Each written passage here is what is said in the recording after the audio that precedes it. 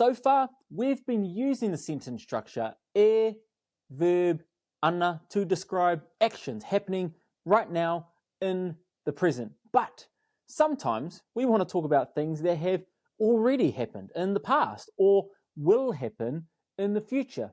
So, in this lesson, we'll start to understand how to talk about the past and the future using the kupu I and the kupu ka. By the end of this lesson, you'll be able to express actions that have already happened as well as those that are yet to happen. Let's start with the past tense.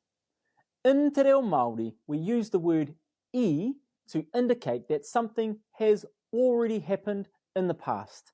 It's like saying did or was in English. The great thing is, the structure of the sentence stays exactly the same as what we already know. Verb, subject, object. But by adding I at the start, we're talking about the past. Here are a couple of examples. I kōrero ahau I te hui. I spoke at the meeting. Or I kai ahau I te āporo. I ate the apple. Notice how I at the beginning of the sentence shows us that these actions have already taken place. Now, let's look at future tense. In Te Reo Māori, the word ka is used to talk about what will happen, similar to the English will or going to.